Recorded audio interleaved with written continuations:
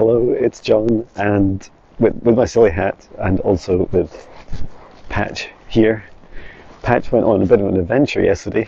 We let him out in the garden, and little did we know our garden gate was open. And within the 10 minutes that we let him outside in our garden, he ran off round the corner out near a main road. I mean, luckily, as you see here, it's pretty quiet most of the time. And as you can also see from Patch, he enjoys stopping and sniffing constantly. So I think between the two, it kept him safe. And he ran around a bit, and then eventually one of the neighbours' kids found him and brought him back. And we didn't even know he'd run away. So we were very blessed to have him back. Thank you to our neighbours who found him. And I think my wife also received like a message from a friend saying, I think we saw Patch, that he was out and about. So it was great to have him back. Also, thank you all for your kind, beautiful messages about my dad. He has been, as you know, he was unwell. He was in hospital. Very lucky that when he had a seizure, he was in hospital. So thank you to his incredible wife, my stepmother, for that. And also,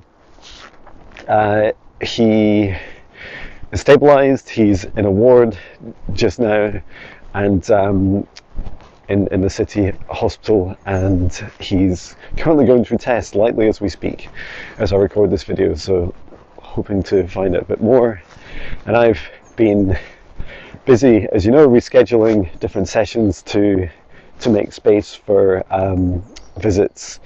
And whilst these are very much scheduled visits, there could still be disruption to my booking. So just thank you so much for your understanding and your flexibility, all your kind messages, including those that have had to reschedule.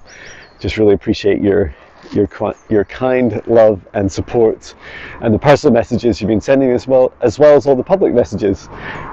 Really, truly humbling. So thank you. And it's been really cold today. It is, I think it's -1 degree Celsius. You can see like frost on the ground, and it's quite funny. In the morning when I run at 5 a.m, I don't really feel the cold because I guess because I'm running and I'm wearing quite a lot of stuff. And then also when I get back, I'm often sitting for a while, just showing you some woods instead of my silly hat for a while. I really enjoy coming out and taking you for a walk with me. This morning I had great fun creating a song called Between Me and My Angels, and it was a song inspired by my meditation and then also the discussion I was having with Archangel Raphael. Now, I've worked with him for many years and many lifetimes, but not necessarily like sat down and said, oh, let's have a chat one-on-one. And I did that during my morning run out in the country roads. In fact, I'm going to head back because it's so cold. And we were chatting about self-trust and intuition, and that was a really beautiful chat. Like the first thing he said to me, and I think it's a really powerful message, it's really simple, right? Which is that feelings are more real than words. In fact, feelings are some of the most real things in the universe, and this is because the energy, and excuse me while I deal with Patch's little gift that he's giving to the earth, not on camera. Yeah, the strength of the feeling, the energy of feelings are much more powerful than the reality of what we say. Words are quite constricted. It's been a really funny journey that experiencing the fact that words, you might see a flash of some clean bags from doing this. Words are quite constricted.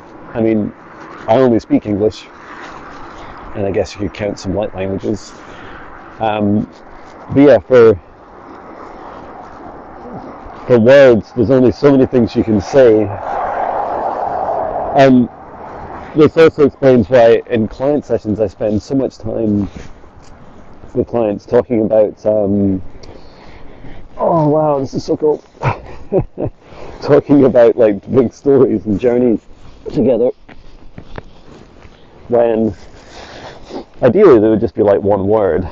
You know, like I feel the cool thing about feelings is you have mixes of feelings, and feelings that you know, do and don't align with what someone's saying to you or doing, and these are all important things to consider, right? And I was asking specifically about, I asked Archangel Raphael about, I'll say it again because it's so cold. I was asking Archangel Raphael about what about people who connect with me who I'm not so sure about their energy. Like I find it really hard to put into words that the energy just doesn't seem to match their apparent intention. And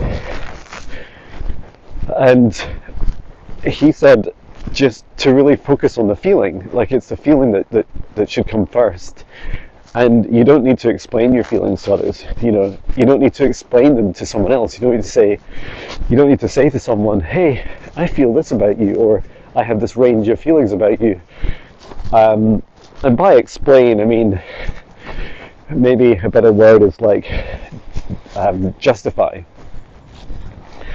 Oops. And so, for example, if your decision was not to talk to someone, and they said to you, they argued with you and said, "Oh, I've been nothing but friendly to you. I've been so nice to you."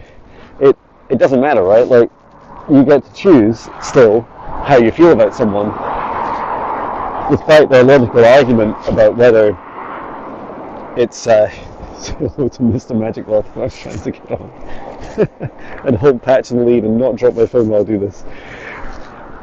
And I've got one hand in a glove. We're getting there. So yeah, there's that aspect of justification, and then I feel also other aspects include. So I need to get the other glove because my hand's literally going to fall off. Other aspects include just like listening to yourself, right?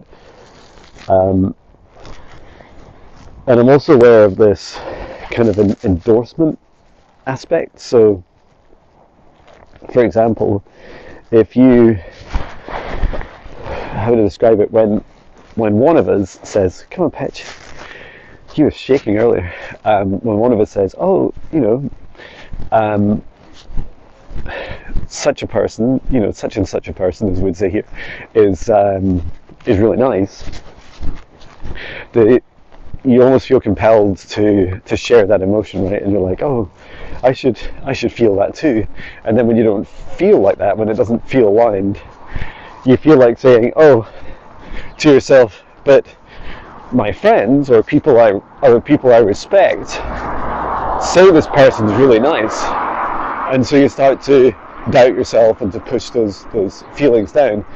And of course, what happens is your intuition just starts to kind of dim itself. It's like your intuition's like, "Why do I even bother?" You know, it doesn't matter what other people think or feel about others. It's up to you to decide yourself. Gotcha. So that was a really powerful discussion. There was a lot more that Archangel Raphael and I discussed, and one kind of follow-on from that was as I asked him about some individuals throughout my life, and you know, asking that question of authenticity with how they feel and their actions towards me. He said each of them are experiences in my life that are in many respects like an experiment, a test, a journey of experiencing what it's like, because you know you only really develop these abilities, if you like, if you practice them. And so people will be sent to you, you know, on your journey to test this, to allow you to experience these different variations. And nothing is dualistic, right? It's all a spectrum of darkness to light, so that's important to keep in mind as well. No one's good or bad, just everything, both and everything in between. Excuse me. And so I also created a video today, and what was we picking? And I asked about what happens when we die. And I thought it was just an incredible session. So that was with Archangel Raphael. So yeah, please do check that out when I upload it a bit later. And tomorrow, looking forward to going on Linda G's show live. So that'll be a lot of fun. Give you some patch footage before I get home. And yeah, just pacing myself. Got I think 3 sessions with clients tonight, and a podcast I'm doing as well, so that'll be a lot of fun. And this morning's a restful morning just to help prepare for that. And then I'll be seeing my father tomorrow in hospital before I come back and do some sessions and Linda's live stream. So yeah, looking forward to that. Anyway, take care everyone. Sending so much love from Scotland.